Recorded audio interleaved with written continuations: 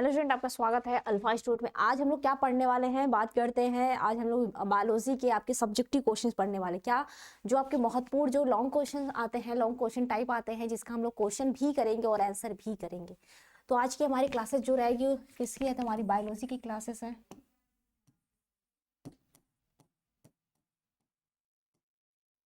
ठीक है,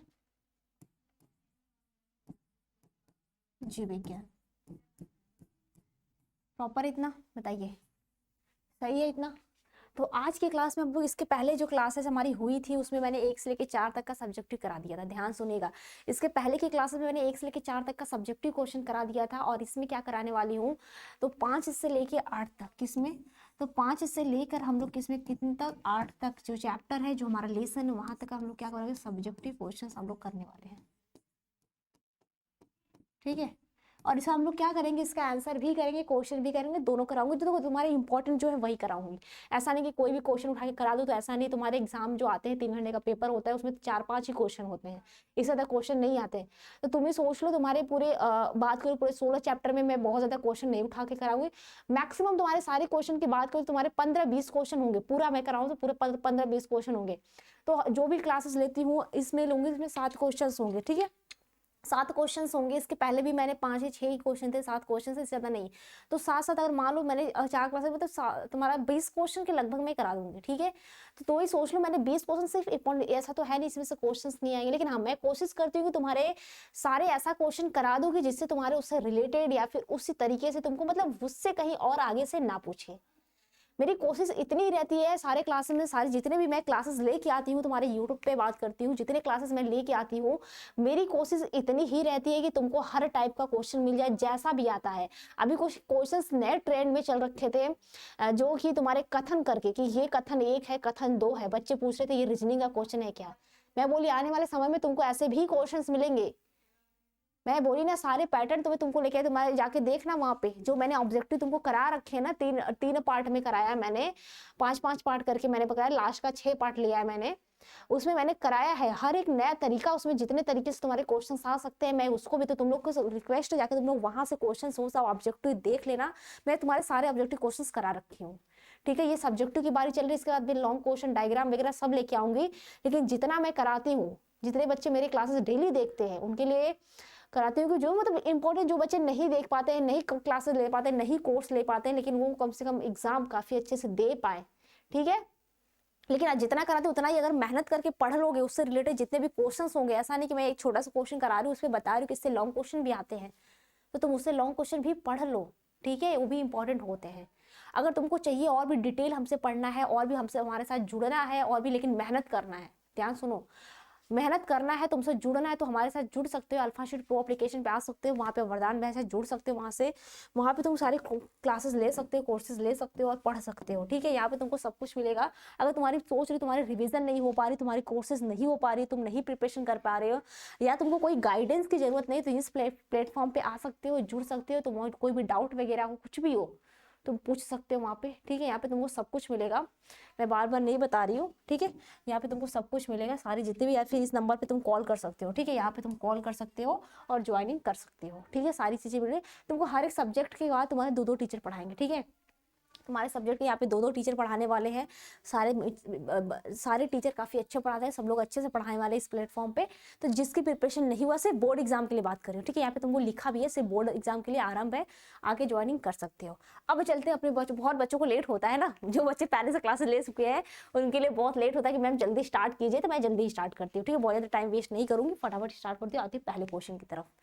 ठीक है, देखो हमारा पहला क्वेश्चन है तुम्हारा, सप्रभाविता तथा अपूर्ण प्रभाविता को परिभाषित कीजिए। ठीक है, क्या है सप्रभाविता, किसे कहते हैं, या फिर अपूर्ण प्रभाविता को क्या कहिए, प्रभावित। इसमें 2 पूछा है। ठीक है, इसमें सबसे पहले क्या पूछ रखा है कि सप्रभाविता क्या होता है, उसके बाद पूछा अपूर्ण प्रभाविता। ये दोनों अलग अलग है। ठीक है, क्वेश्चन भी अलग, मतलब एक क्वेश्चन एक ही में मर्ज करता है। एक चीज ध्यान देना, तुम्हारा जो लॉन्ग क्वेश्चन होता है वो तुम्हारा 2 क्वेश्चन 3 क्वेश्चन मर्ज करके पूछता है, उसी हिसाब से वो नंबर भी देता है। ठीक है, तो ये टेंशन मत लिया करो कि नहीं हमारा क्वेश्चन इतना बड़ा है फिर ऐसा है, तो ऐसा कुछ भी बात नहीं है, तुम्हारा क्वेश्चन सही है। पहले देखते हैं सप्रभाविता क्या होता है, इसका आंसर देखते हैं, उसके बाद देखेंगे अपूर्ण प्रभाविता क्या होता है। ठीक है, अगर सप्रभाविता की बात करें तो ये ऐसी घटना होती है जिसमें क्या कहते हैं, जो F1 पीढ़ी, इसमें दो चीज ध्यान रखना, इसमें सारी चीजें हम लोग क्या करेंगे जो F1 पीढ़ी की आती है। ठीक है, जो हमारी F1 पीढ़ी की जितनी भी चीजें होती है, F1 पीढ़ी में कौन सा लक्षण आएगा, क्या आएगा, ये सब आएगा। ठीक है, तो बात चलते हैं इस पे, थोड़ा सा देखते हैं, थोड़ा सा डिस्कस करते हैं क्या है हमारा F1 पीढ़ी में और क्या है इसमें। ठीक है, बातें क्लियर है? चलो इसका आंसर देख लेते हैं। ओके, रेडियो, ओके, बताओ रेडियो नहीं आता? ठीक है, इसका आंसर लिखना, सप्रभाविता किससे कहते हैं, अपूर्ण प्रभाविता किससे कहते हैं, इसका आंसर आउट राइट करना। अभी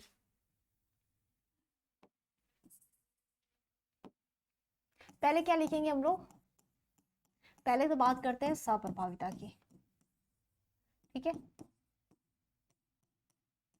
सप्रभाविता प्रॉपर दिख रहा है ना, सही चल रहा है ना, तो दिख रहा है ना?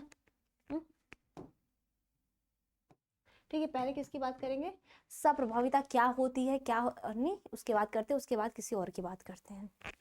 ठीक है, देखो अगर सप्रभाविता की बात करें तो ये क्या होता है, जैसे ह्यूमन की बात करें, जैसे ब्लड ग्रुप हमारा ABO होता है, ब्लड ग्रुप तो पता होता है ना, तो जिसको ABO होता है वो हमारा क्या आता है, सप्रभाविता में आता है। ठीक है, अब इसको देख लेते हैं कैसे आता है, लिखना इसमें सप्रभाविता में। ठीक है,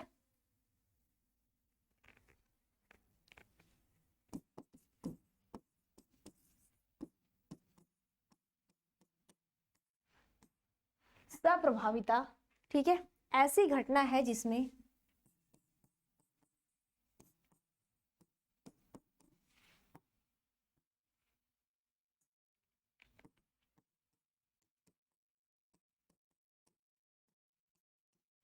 ठीक है, तो सप्रभाविता क्या हो जाएगी, एक ऐसी घटना है जिसमें F1 पीढ़ी के जो दोनों जन के होते हैं वो क्या होते हैं, बिल्कुल समान होते हैं।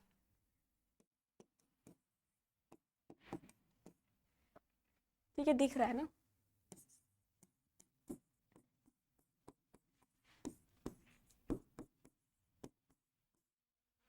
ठीक है, तो इसमें क्या है, दोनों जनकों क्या होते हैं, जनकों को क्या बोल सकते हैं, मिलती जुलती है।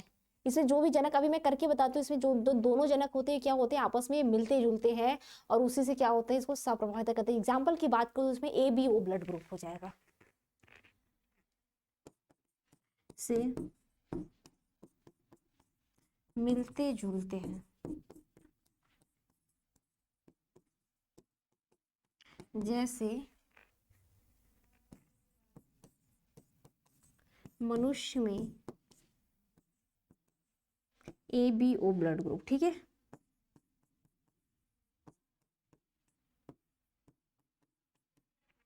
बात तो समझ में आई? तो ये हो गया हमारी सप्रभाविता। सप्रभाविता का मतलब यही समझना है कि देखो ABO जो ब्लड ग्रुप होते हैं, इसमें जो तुम्हारा A ब्लड ग्रुप होता है, ठीक है, ये क्या करता है आपका, जो O ब्लड ग्रुप होता है ये सर्वदाता होता है, और जो AB होता है वह सर्वग्राही होता है। मतलब AB को बोल सकते हैं वो सबसे ब्लड ले सकता है, और O को क्या बोलते हैं, वो सबको ब्लड जो रुधिर होता है वो दे सकता है। ठीक है, समझ में आया? तो सप्रभाविता का मतलब यही होता है कि वो सब पे अपने प्रभाव दर्शाता है, सब पे अपना दर्शाता है। बातें क्लियर है, समझ में आया? ये बताओ, तो सप्रभाविता एक ऐसी घटना, लिख लो इसमें। ठीक है, लिख लो इसमें अच्छे से।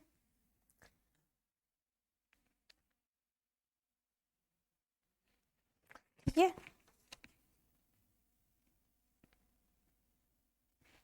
हो गया?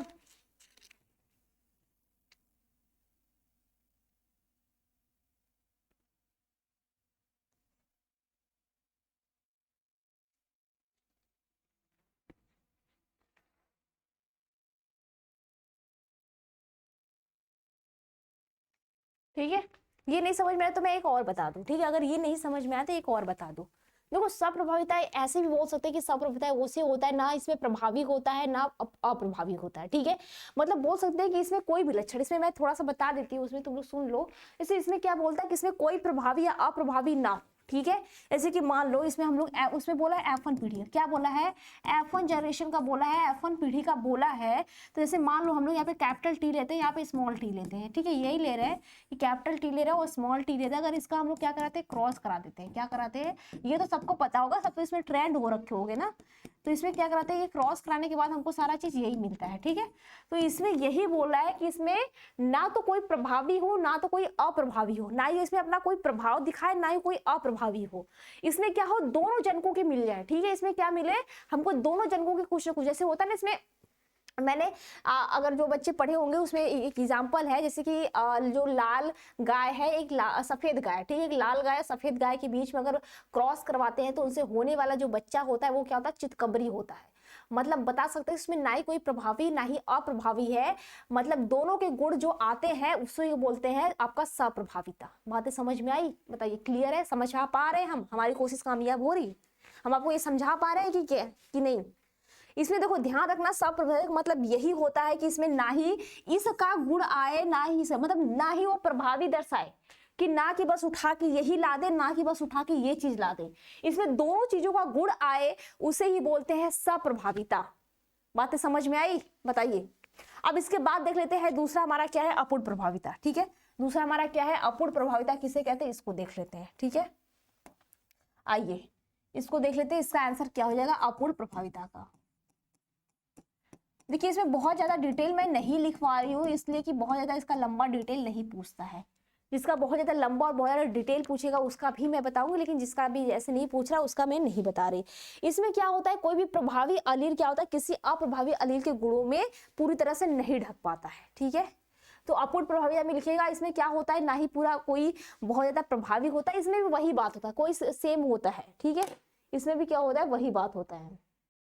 इसका आंसर लिखना अपूर्ण प्रभाविता का, इसमें लिखना। इसमें तुम ये लिख सकते हैं कि इसमें क्या होता है, इसमें कोई भी प्रभावी अपना अप्रभावी अलील को नहीं ढक पाता है। इसमें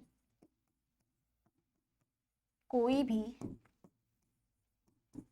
प्रभावी लक्षण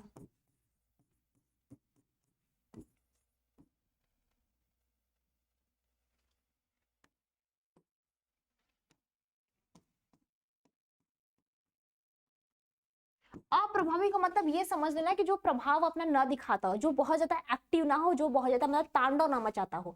प्रभाव का मतलब यही है ना, देखो प्रभाव का मतलब यही होता है कि जो बहुत ज्यादा अपने आप को बड़ा दिखाता हो, अपने आप के प्रभाव को सबसे जो छोटा है उससे उसको दबा देता है, उसे ये प्रभावी कहते हैं। तो इसका मतलब जो अपूर्ण प्रभाविता में ये होता है कि इसमें कोई भी प्रभावी लक्षण अप्रभावी लक्षण को न ढक पाए, लक्षण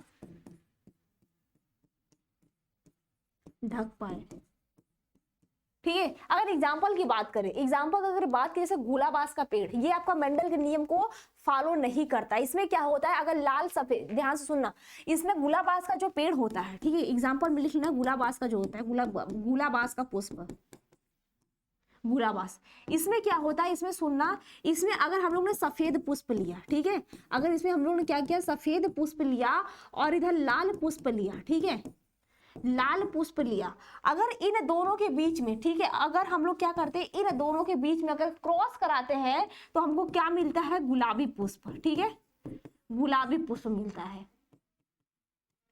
तो इसके कहने का मतलब यही है कि गुलाबी पुष्प क्यों मिलता है, कि मतलब इसमें कोई अपना प्रभावी अप्रभावी नहीं दिखा रहा है, ठीक है। इसमें क्या मिल रहा है, देखो ध्यान सुनो, दोनों चीज में अंतर क्या है, एक चीज ध्यान सुनना, ये दोनों चीज में कहा गया, ये दोनों चीज में अंतर क्या है, क्यों दोनों साथ में दिया, क्यों ये दोनों साथ में दिया, यहाँ पे तो कुछ और भी दे सकता था ना, यहाँ पे तुमको सहलग्नता दे, क्लाइफेंडर दे सकता या फिर पूर्ण प्रभाविता दे सकता था, क्यों यही दोनों दिया, क्योंकि इसका आंसर दोनों का सेम आता है, बस थोड़ा थोड़ा डिफरेंट होता है। इसमें क्या होता है, तुम्हारा सप्रभाविता की बात करें तो इसमें बस इतना डिफरेंट होता है कि इसमें जो उसके F1 पीढ़ी में आते हैं, इसमें दोनों के लक्षण प्रभावी होते हैं, ठीक है। इसमें क्या होते हैं, देखो ध्यान सुनो, इसमें क्या होते हैं, दोनों के लक्षण मिलते जुलते होते हैं, अपने जो जनक होते हैं, उसके जो पेरेंट्स होते हैं, उनके उतने जो लक्षण आते हैं, जो F1 पीढ़ी में बात करते हैं, जो उसका पहला जनरेशन में जो लक्षण कैरेक्टर शो करता है वो उसके जनक से, उसके मम्मी पापा से मिलता जुलता है। लेकिन इसकी बात करें, अपूर्ण प्रभाविता की बात करें, ये इसमें क्या दिखाता है कि इसमें कोई मतलब मिलता जुलता ही नहीं है, इसका क्या होता है, अलग ही चीज निकल के आती है, ठीक है, इसका क्या होता है, अलग ही चीज निकल के आती है।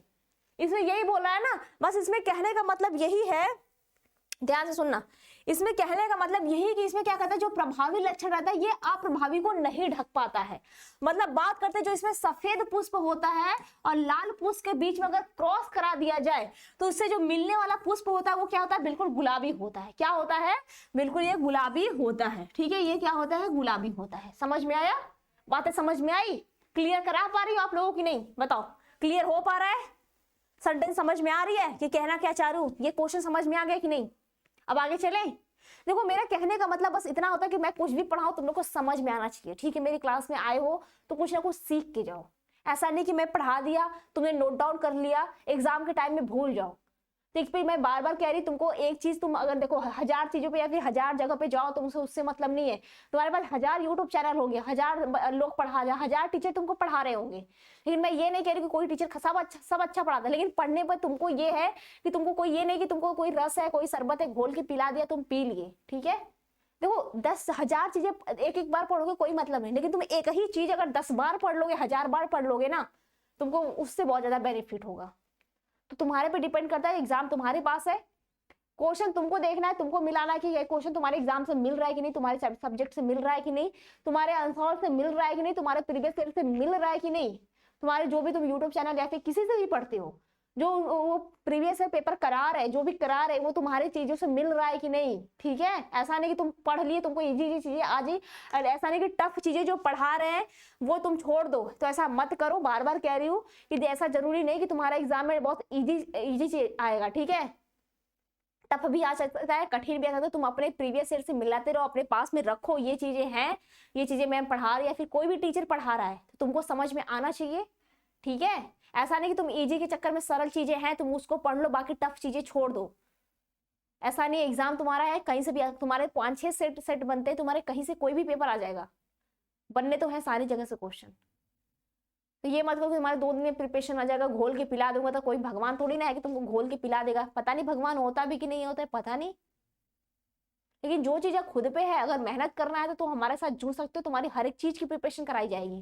क्वेश्चन कैसा आता है, सब कुछ, हर चीज लिखने का तरीका क्या है, कैसे लिखा जाता है, कैसे तुम्हारे एग्जाम में नंबर आते हैं, हर चीज बताया जाएगा तुमको। अगर अच्छे से प्रिपरेशन करना है, जितने कम टाइम बचा है उतने टाइम में तुमको लेके मेहनत करना है, तो तुम हमारे साथ जुड़ सकते हो। अल्फाशीट प्रो एप्लीकेशन पे आ सकते हो, जुड़ सकते हो, और वहां पे तुमको सारे टीचर मिलकर तुम्हारी प्रिपरेशन कराने वाले हैं। ठीक है, लेकिन हाँ उसके लिए मेहनत करना होगा, तभी तुमको जुड़ना होगा। ऐसा नहीं कि तुम बार बार बस कॉल करो कि मैम ये नहीं समझ में आया, लेकिन उसके लिए तुमको भी पढ़ना पड़ेगा। ठीक है, अब चलते हैं अपने अगली तरफ। ठीक है, अगले क्वेश्चन की तरफ चलते हैं। अगला अपना प्रश्न देखते हैं। देखना अगला क्वेश्चन हमारा क्या है, क्लाइफेंटर सिंड्रोम पर प्रकाश डालिए। ये प्रकार का गुणसूत्री विकार भी होता है। तुमको क्वेश्चन ये भी पूछेगा, मैं इसके बाद देखो दिखा भी देती हूँ, सेम क्वेश्चन है। ठीक है, थोड़ा सा भी देखना, ये तुम्हारे क्वेश्चन बहुत अच्छे हैं। क्वेश्चन है मनुष्य में किन्हीं 2 गुणसूत्री विकारों के बारे में लिखिए। ठीक है, पूछा क्या है, तुम्हारे 2 गुणसूत्री विकारों के बारे में लिखिए। ठीक है, तो तुम विकार तुम्हारे यही है। ठीक है, गुणसूत्री विकार की बात करो, तुम्हारे देखो दोनों क्वेश्चन में यही है। तुम्हारा 2 क्वेश्चन है, मैं एक ही जगह बता देती हूँ। ठीक है, जो तुम्हारे 2 क्वेश्चन है मैं एक ही जगह पे बता देती हूँ, इसी को समझा देती हूँ, समझ लो। ठीक है, अगर गुणसूत्री विकार की बात बताओ तो इसमें 2 चीजें आती है। पहले तुम लिख सकते हो तुम्हारे जो डाउन सिंड्रोम होते हैं, मैं इसके बारे में बताऊंगी। ठीक है, ये तुम्हारे क्वेश्चन इंपॉर्टेंट होते हैं। डाउन सिंड्रोम हो गए, तुम्हारा टर्नर सिंड्रोम हो गया,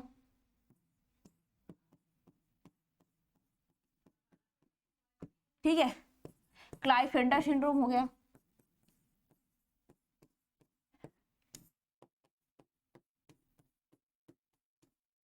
ठीक है, क्लाइफेंटर सिंड्रोम हो गया। तो ये हो गए तुम्हारे गुणसूत्री विकार। मैं तीनों के बारे में बता भी देंगे, और तुम्हारे एक क्वेश्चन में इसका आंसर भी लिखवाना है। देखो यहाँ पे जो तुम्हारा इसका आंसर भी लिखवाना है, तुम्हारा दूसरा क्वेश्चन है, लेकिन तीसरे क्वेश्चन में बताना था, इसलिए मैं तीसरा क्वेश्चन पहले करा दे रही, दूसरा बाद में कराती हूँ। ठीक है, तो इसमें जो तुम्हारा है क्लाइफेंटर सिंड्रोम, डाउन सिंड्रोम तुमको दिख रहा है प्रॉपर तरीके से, कलर दूसरा ले लेती हूँ कि तुमको प्रॉपर अच्छे तरीके से दिख जाए। ठीक है, तो मैं तीनों के बारे में बताऊंगी।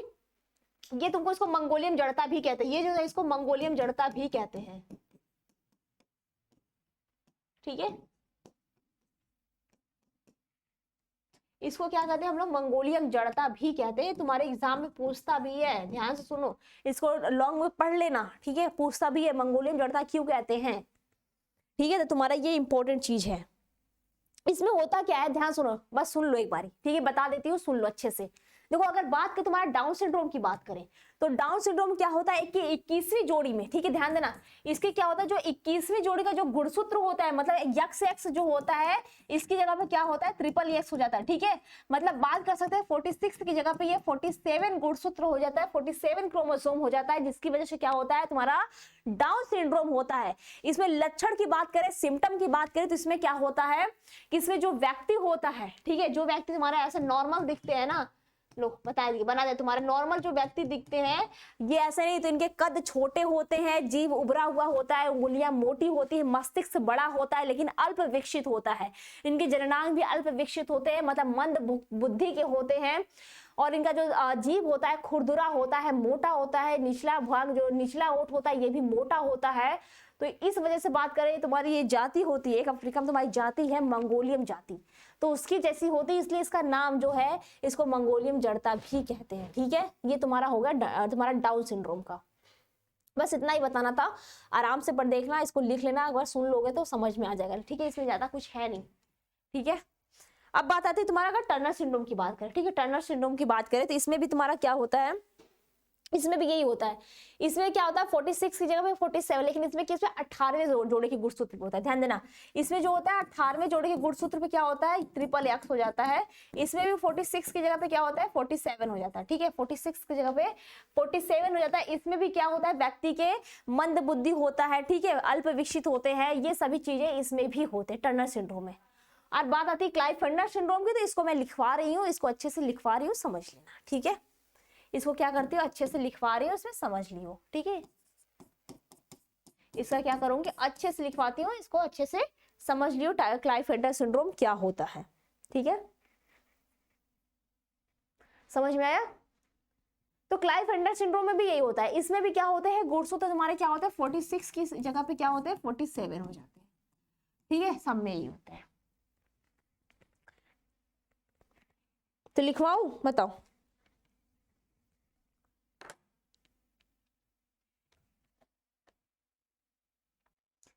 ठीक है, लिखना है इसमें।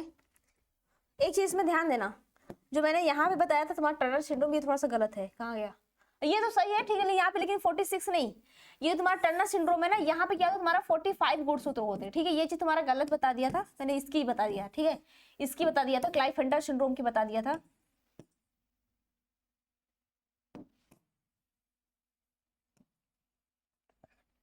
इसको फिर से देख लियो,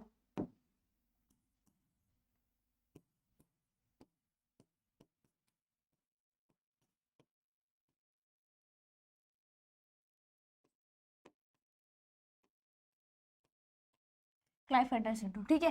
तो टर्नर सिंड्रोम तुम्हारा क्या होता है, यहाँ पे 45 गुणसूत्र होते हैं, ठीक है, यहाँ पे क्या होते हैं 45 गुणसूत्र होते हैं टर्नर सिंड्रोम में, ठीक है, ये चीज ध्यान रखना। और बाकी तुम्हारे डाउन सिंड्रोम की बात करो या फिर क्लाइफेंडर सिंड्रोम की बात करो, यहाँ पे 47 गुणसूत्र होते हैं, ठीक है, यहाँ पे क्या होते हैं 47 गुणसूत्र होते हैं। अब लिख लो इसके बारे में, ठीक है, अब क्लाइफेंडर सिंड्रोम के बारे में लिख लो, थोड़ा सा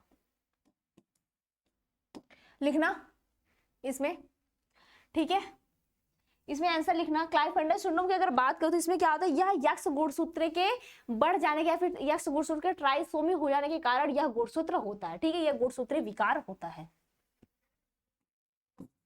यह यक्स गुणसूत्र के बढ़ जाने पे, ठीक है,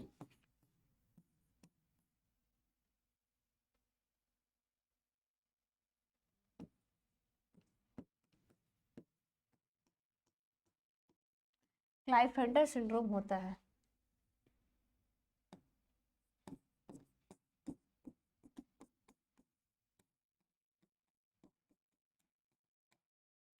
इसमें 46 क्रोमोसोम 46 गुणसूत्र के स्थान पे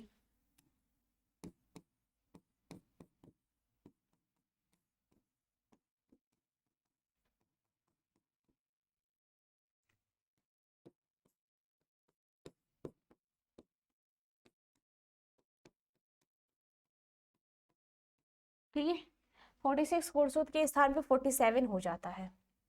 इसमें भी तुम्हारा यही होता है, मंद बुद्धि होती है, नाक छोटी होती है, ये सारी तुम्हारी कमियां इसमें भी होता है, ठीक है, बातें क्लियर है, बताओ, मंद बुद्धि होती है, ठीक है, और तुम्हारे जननांग क्या होता है, ये भी अल्प विकसित होते हैं। स्तन ग्रंथियां बहुत कम विकसित होती हैं। ये सारी त्रुटियां इसमें भी होती हैं। बस इसमें चीज इतना ध्यान देना है, इसमें भी क्या होता है 46 के स्थान पर 47 हो जाता है। ये तुम्हारे क्लाइफेंटर सिंड्रोम होते हैं। बातें समझ में आई? क्लियर है यहाँ तक? बताओ। ठीक है, तो ये हमारा क्या हुआ, 3 क्वेश्चन कंप्लीट हो गया। ठीक है, अब आते हैं चौथे क्वेश्चन पे। ठीक है, अब आते हैं चौथे क्वेश्चन पे। ठीक है, इसका आंसर लिखना, किसी अंतःप्रज्ञी समष्टि में, ठीक है, इसका उत्तर लिखना,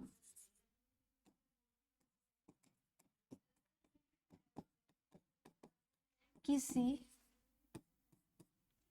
अंतःप्रज्ञी, ठीक है, इसका क्या हो जाएगा, बात करते हैं किसी अंतःप्रज्ञी, ठीक है, समष्टि में कुल जीन एवं, समष्टि में कुल जीन एवं, ठीक है, कुल जीन एवं उनके मौजूद अलील को,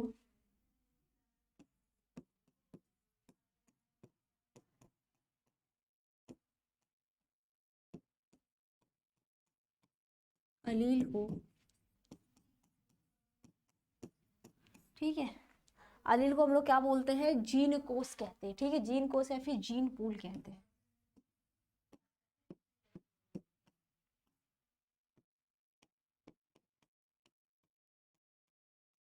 ठीक है, ये हो गया आपका जीन कोष से आप क्या समझते हैं, बहुत ज्यादा लंबा चौड़ा आंसर नहीं देना है, बस आपको समझ में आना चाहिए।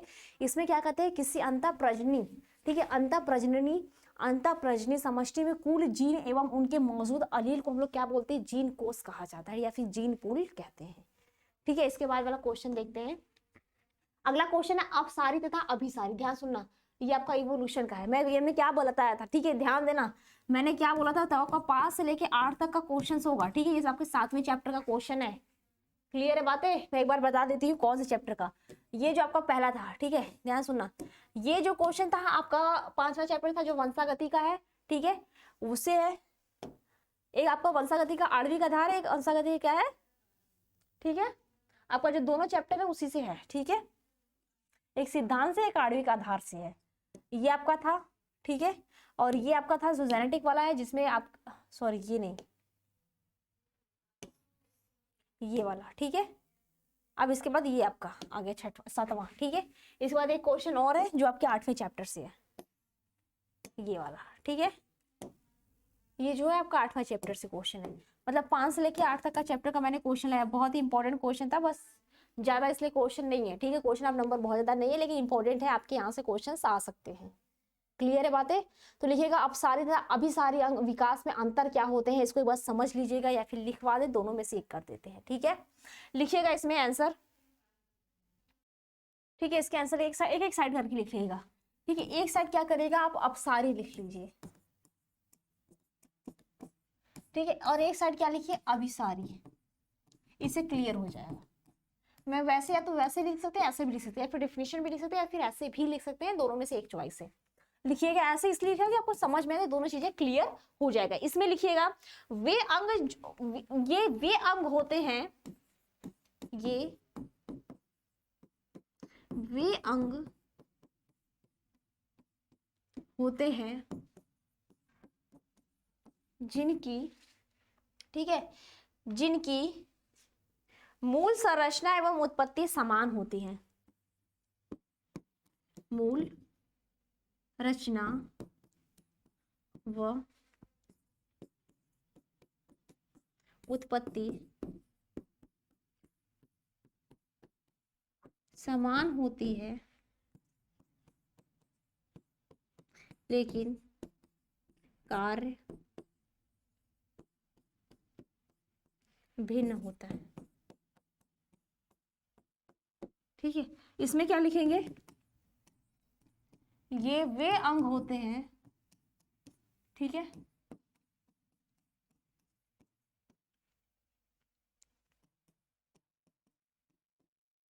जिसकी भ्रूणी रचना भिन्न होती है,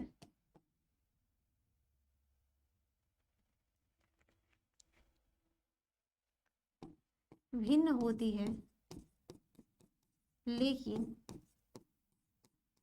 लेकिन कार्य समान होते हैं।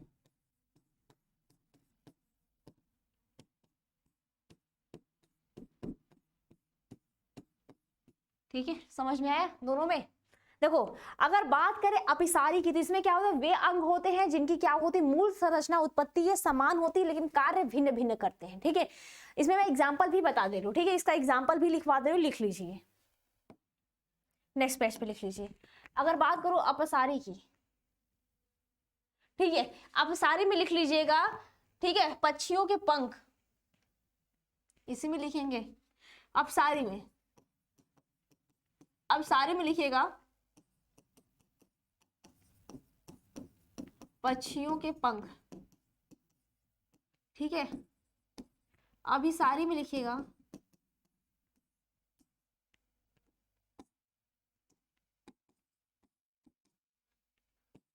इसका एग्जाम्पल लिख लीजिएगा। ठीक है, कीट पतंगे। ठीक है, जो कीट पतंगे उड़ते हैं ना, कीट पतंगे या फिर चमगादड़ के जो पंख होते हैं उनकी।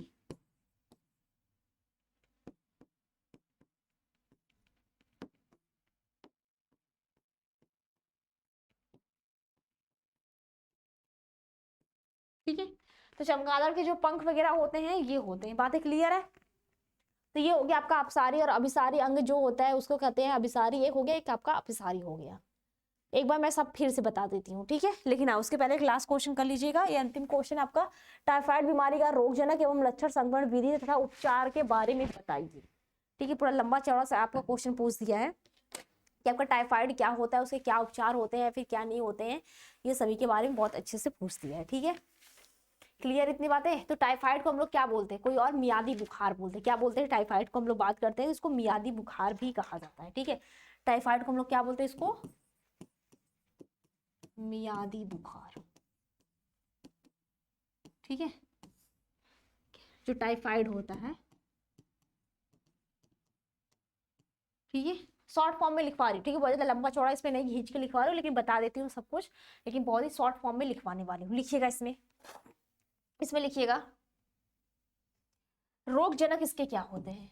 अगर इसके रोगजनक की बात करूं, ऐसे पॉइंट बना के लिखवा दे रहे हो। ठीक है, अगर इसके रोगजनक की बात करूं, इसके रोगजनक कौन से होते हैं, रोगजनक की बात कर सकती हूँ।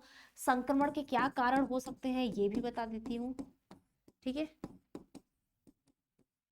इसके क्या संक्रमण के कारण होते हैं, और लास्ट में इसके लक्षण क्या होते हैं ये भी बता देती है। इसके सिम्टम क्या होते हैं, इसके लक्षण क्या होते हैं। ठीक है, अगर रोगजनक की बात करें तो साल्मोनेला टाइफी नामक जो जीवाणु होता है, क्या होता है, दूसरे कलर से लिख देती हूँ, ठीक है, समझ में आ जाए। चलो,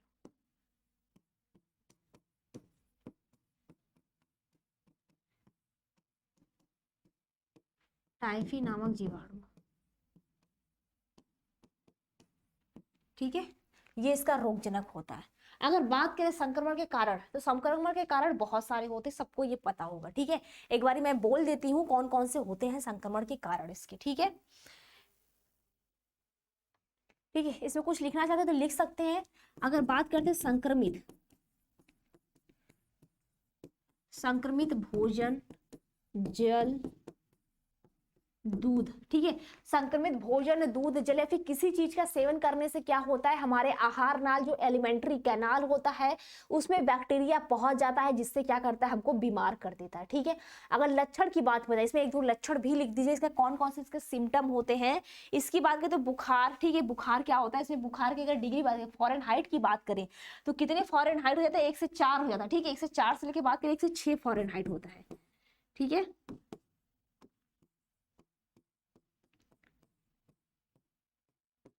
फॉरेनहाइट क्या होता है, बुखार हो जाता है आपका। ठीक है, और पैर हाथ ये सब क्या होती है, ठंडी हो जाती है। ठीक है, जैसे पैर हाथ की बात करें, पैर हाथ का ठंडा होना, ये सभी इसके लक्षण होते हैं।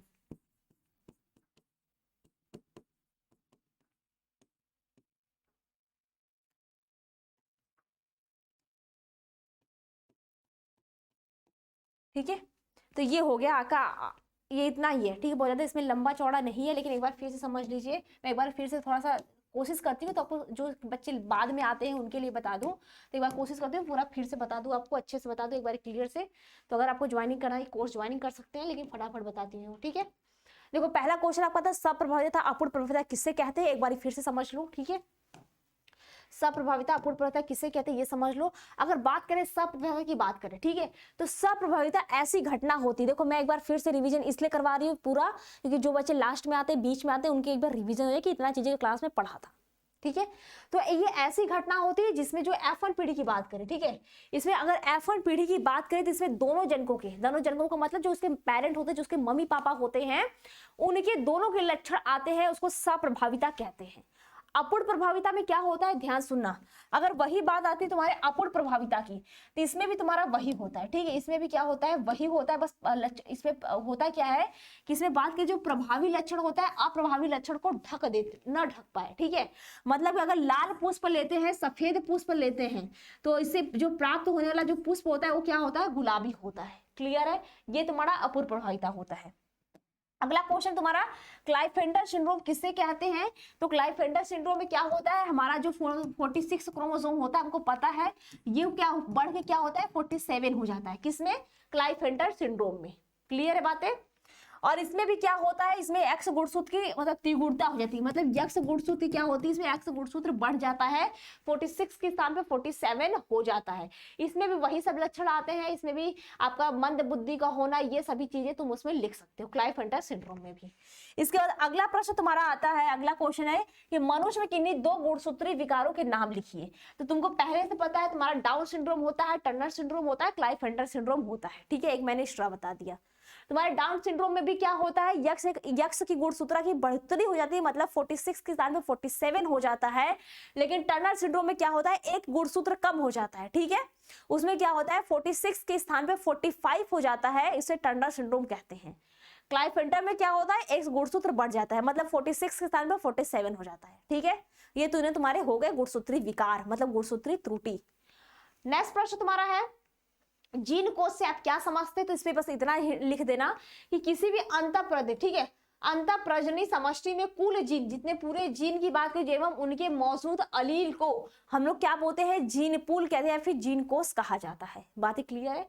इसके बाद आखिरी क्वेश्चन तुम्हारा नहीं, इसके बाद भी क्वेश्चन है, अपसारी तथा अभिसारी विकास क्या होता है। तो अपसारी विकास की बात करें तो इनमें क्या होता है, इनके अंग क्या होते हैं, इनकी मूल संरचना मतलब भ्रूण विकास क्या होती है, इनकी उत्पत्ति जो होती है ये तुम्हारा भिन्न होता है, लेकिन इनकी मूल संरचना क्या होती है, ये समान होता है, ठीक है। इनकी जो भ्रूणी विकास होता है ये समान होता है, लेकिन इसमें क्या होता है, इनकी भ्रूणी जो विकास होती है ये भिन्न होता है, लेकिन कार्य समान होता है, इसमें कार्य डिफरेंट होता है, ठीक है। इसका एग्जाम्पल भी मैंने लिख दिया है, पढ़ लेना इसको।